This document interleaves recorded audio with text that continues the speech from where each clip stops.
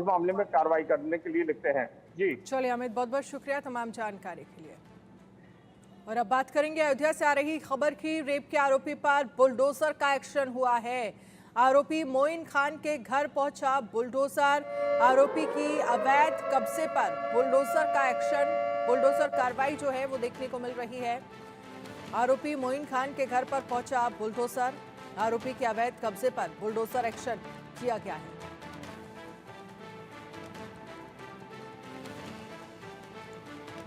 आरोपी के अवैध कब्जे पर बुलडोजर एक्शन।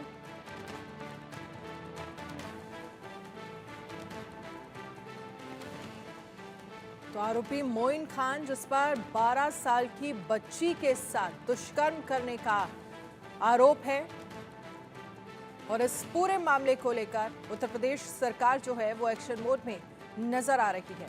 रवि हमारे साथ ज्यादा जानकारी के लिए लखनऊ से जुड़ गए हैं। रवि, कल ही हम इस पर चर्चा कर रहे थे कि आरोपी की जो अवैध संपत्ति है वो तलाशी जा रही है, उसकी जांच की जा रही है, और आज घर पर बुलडोजर पहुंच गया है।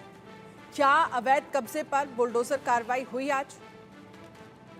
और निश्चित तौर पर आपको बता दें कि अयोध्या की जो पूरी घटना थी, इस घटना को लेकर मुख्यमंत्री योगी आदित्यनाथ बेहद ही सख्त हैं, और इसको लेकर अगर हम बात करें, इंस्पेक्टर और 24 चार्ज को निलंबित कर दिया गया। तो उसके साथ ही जो आरोपी को लेकर अब कार्रवाई शुरू कर दी गई। इस पूरी घटना को लेकर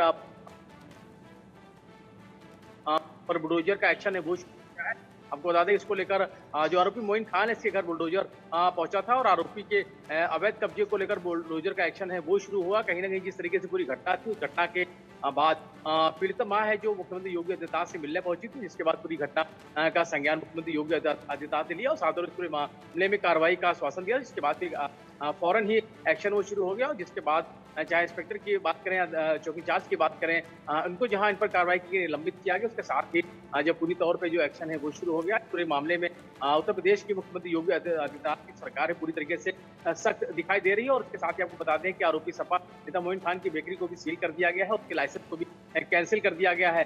आपको बता दें कि मोइन खान पर जो आरोप है, 2 महीने तक जो पीड़िता के साथ दुष्कर्म करने का जो आरोप के साथ जान से मारने धमकी देने का भी आरोप है। हालांकि इस पूरी घटना का संज्ञान है अब मुख्यमंत्री योगी आदित्यनाथ ने खुद लिया है, और जाहिर है पूरे घटना को लेकर जो गंभीर एक्शन है वो शुरू हो गया है। मुख्यमंत्री योगी आदित्यनाथ बेहद ही सख्त है इस पूरे घटना को लेकर, और जाहिर है कि एक्शन शुरू हो गया है। हालांकि आरोपी को लेकर जिस तरीके से अब कार्रवाइयां हैं वो भी शुरू हो गई है, बुलडोजर एक्शन भी शुरू देखने को मिला है। वहीं जो लापरवाह पुलिसकर्मी थे उन पर भी जो कार्रवाई है वो की गई। जी लेकिन इन सब के बीच बड़ा सवाल रवि ये है कि क्या कुछ और भी अवैध प्रॉपर्टी है आरोपी की जिन पर बुलडोजर की कार्रवाई आगे देखने को मिल सकती है?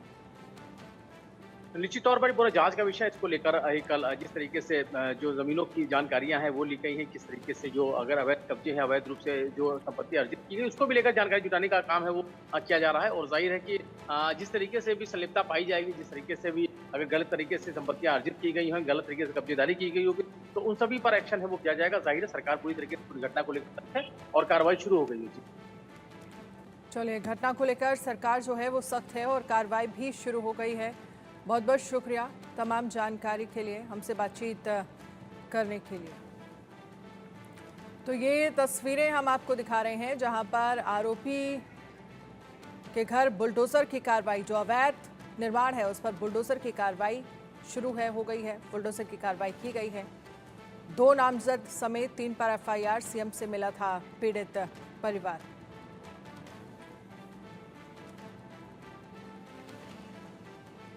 और वहीं बीजेपी प्रवक्ता अजय आलोक का इस पर क्या कुछ कहना है, एक बार सुनिए जरा। बीजेपी के राष्ट्रीय प्रवक्ता अजय आलोक जी हमारे साथ में मौजूद हैं। अजय जी, जिस तरह की घटना अयोध्या में हुई है, लेकिन उसके बावजूद समाजवादी पार्टी के सारे नेता उस अपराधी को बैकअप कर रहे हैं और उसका साथ दे रहे, समर्थन दे रहे। देखिए, समाजवादी पार्टी का चरित्र ही ऐसा है, आज से नहीं। मुलायम सिंह यादव, स्वर्गीय मुलायम सिंह यादव जी के समय से ही ऐसा है। ये रेपिस्टों की पार्टी रही है, रेपिस्ट को समर्थन करने वाली पार्टी है। याद है ना वो बयान, लड़कों हैं, लड़कों से गलती हो जाती है, क्या सारे लड़कों को फांसी चढ़ाते हैं? तो इनको अंदर से शांति मिलती है जब ये रेपिस्ट लोग के साथ खड़े होते हैं। तो ये दिल व्यथित नहीं होता है आप लोग का? एक 12 साल की बच्ची को 6 महीने से ये व्यक्ति रेप कर रहा था, गैंग रेप हो रही थी वो, और उसको बचाने के लिए सब कोई खड़े तर्क दे रहे हैं कि निर्दोष को सजा नहीं होनी चाहिए, तो डीएनए टेस्ट करवा लो, तो ये कर लो, वो कर लो। क्यों? यहाँ पे शरिया नहीं चाहिए। शरिया तो कहता है कि ऐसे ऐसे लोगों को खड़े करके पत्थर मार मार के मार दो। यहाँ शरिया नहीं चाहिए, यहाँ बचाव चाहिए। एक सवाल राहुल गांधी से जुड़ा हुआ। राहुल गांधी ने जैसे कल कहा कि उनके ऊपर कभी भी छापा मार सकती है ईडी सीबीआई। क्यों डर लग रहा है? क्यों डर लग रहा है? ईडी सीबीआई किस पे छापा मारती है? जो चोर होते हैं, जो पैसे चोरी करके बैठे रहते हैं, उनको ईडी सीबीआई का डर लगता है। आपको है क्या? मुझे है क्या ईडी सीबीआई का डर? राहुल गांधी को ईडी सीबीआई का डर क्यों लग रहा है भाई? अरे वायनाड की जिम्मेदारी से भागने के लिए 1:30 बजे रात में बयान देते हैं कि ईडी सीबीआई। 2011 से वार्निंग आ रही थी, कम्युनिस्ट और कांग्रेस की सरकार थी, वायनाड की इलीगल माइनिंग्स में किसका हाथ है, किसको पैसे जा रहे थे, जरा बताएं ना। अब तो खुल रहा है सब कुछ। किस तरीके से उनका सुरक्षा दे सकता हूँ अपने समाज में, मैं नहीं होने देना चाहता हूँ। मैं सभी पार्टी से अपील करूंगा, अत्याचारी का कोई जाति नहीं होता है, उसका साथ न दे। और ऐसे अत्याचारियों के खिलाफ मैं समाजवादी पार्टी में उसके कार्यालय में जाकर धरना दूंगा कि ऐसे समाजवादी पार्टी से नारा देने वाले सांसद को पार्टी से बाहर करें और उसे उनकी सदस्यता समाप्त हो जाए। जो इस सांसद ने उसका उनके लिए पैरवी की है, पूरे के पूरे उसके मुकदमा नहीं होने दिया। कई दिन तक वो 13 साल की बच्ची है। 13 साल की बच्ची कहाँ जाएगी, कहाँ मुँह दिखाएगी? और किस तरीके से ये मेरे समाज के ऊपर अत्याचार हो रहा है, इसको किस तरीके से होगा? अंग्रेजों से लड़ा, मुगलों से लड़ा, आपकी अत्याचारियों से कैसे रहा जाएगा? मैं समाज से अपील करता हूँ कि ऐसे लोगों के खिलाफ खड़ा हों और अपने न्याय के लिए मेरा साथ दें। और मैं उसे जहाँ तक हो सकता है उसे लड़ाई लड़ने का काम करूँगा। अयोध्या मामले पर बोले सांसद अवधेश प्रसाद, राजनीति नहीं जांच का समय है, ये अवधेश प्रसाद की तरफ से कहा गया। ये बेहद दर्दनाक और शर्मनाक घटना है। अवधेश प्रसाद ने कहा है इस पर मामले की सच्चाई का पता लगाना चाहिए। अवधेश प्रसाद की तरफ से कहा गया, हमारी पार्टी पूरी तरह से पीड़िता के साथ खड़ी है। आरोपियों का डीएनए टेस्ट करवाएं, सच जानने के लिए डीएनए टेस्ट करवाया जाए, ये अवधेश प्रसाद की तरफ से कहा गया है। घटना का सवाल है। ये घटना बहुत ही दर्दनाक है और शर्मनाक है, और इस घटना की जितनी निंदा की जाए शब्द छोटा हो जाएगा। इस घटना से संबंधित जो भी लोग हैं उनकी विवेचना की जाए, सत्य का पता लगाया जाए, और जो भी दोषी हो कानून के हवाले रखकर उनके खिलाफ जो भी कानून सजा देता है सख्ती के साथ उनके खिलाफ कार्रवाई होनी चाहिए, जिनका इन्वॉल्वमेंट है। और इस दिशा में पुलिस को भी चाहिए, वरिष्ठ पुलिस अधिकारियों को चाहिए, विवेचक को चाहिए, जो आईओ होते हैं, जो तफ्सीस जिसको कहते हैं, कि किसी भी दबाव में, किसी भी के दबाव में ना करके दूध का दूध पानी का पानी अलग करें।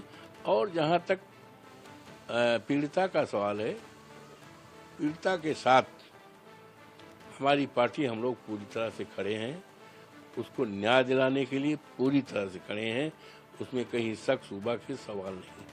आज अफसोस के साथ कहना पड़ रहा है कि भारतीय जनता पार्टी इस पर राजनीति कर रही है।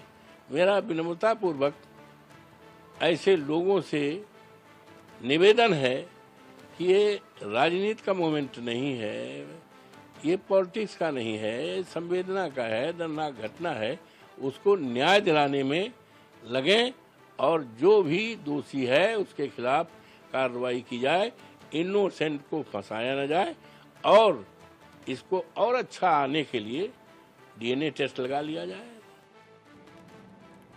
अलीगढ़ में योगी सरकार